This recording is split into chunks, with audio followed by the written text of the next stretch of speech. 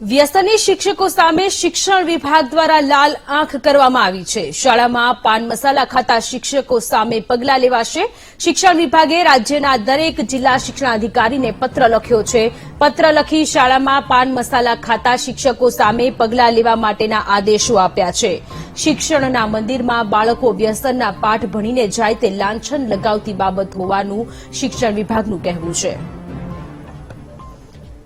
તો વ્યસની શિક્ષકો સામે શિક્ષણ વિભાગ દ્વારા હવે કાર્યવાહી કરવામાં આવશે, કારણ કે છેલ્લા ઘણા સમયથી આપણે જોઈ રહ્યા છીએ કે જ્યારે પ્રાથમિક શાળામાં શિક્ષકો અભ્યાસ કરાવી રહ્યા હોય છે અને એ જ શિક્ષકો જ્યારે વ્યસન કરતા હોય છે, એક શિક્ષકો પાન મસાલા ખાતા હોય છે, ત્યારે શિક્ષણ વિભાગે નોંધ્યું છે કે આવા શિક્ષકોની સાથે જે વિદ્યાર્થીઓ ભણી રહ્યા છે તેઓ શું શીખશે।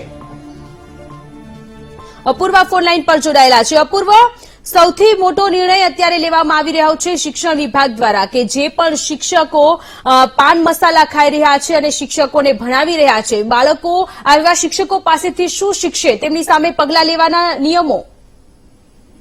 જી, ચોક્કસથી વાત કરીએ તો શિક્ષણ વિભાગે દરેક જિલ્લાના શિક્ષણ અધિકારીને પત્ર લખ્યો છે કે રાજ્યની શાળાઓમાં જે શિક્ષકો પાન મસાલા ખાઈને આવે છે તેમને રોકવા બદલે તેમને પ્રતિબંધ લગાવવો પડશે। તેમજ મહત્વની વાત એ કહેવાય કે શાળાની આજુબાજુ જે પણ વ્યસન પ્રવૃત્તિઓ ચાલતી હતી કે પાન ગલ્લાની દુકાનો હોય તેના પર પણ પ્રતિબંધ લાદવા માટે શિક્ષણ વિભાગે પત્ર કર્યો છે। કારણ કે શિક્ષણ વિભાગનું કહેવું એમ છે કે જે બાળકો શાળાઓમાં શિક્ષણ મેળવવા આવે છે તે શિક્ષકોને જઈને શિક્ષણ મંદિરમાં બાળકો વ્યસન કરવાના પાઠ ભણીને જાય તો તે લાંછનીય બાબત હોય તેવું શિક્ષણ વિભાગનું કહેવું છે। તેના કારણે શિક્ષણ વિભાગે દરેક જિલ્લા શિક્ષણ અધિકારીને પત્ર લખ્યો છે કે જે પણ શિક્ષકો જો આ રીતનું વ્યસન જેવી પ્રવૃત્તિ શાળામાં કરે તો તેમના સામે કડકમાં કડક કાર્યવાહી કરી અને પગલાં લેવામાં આવે।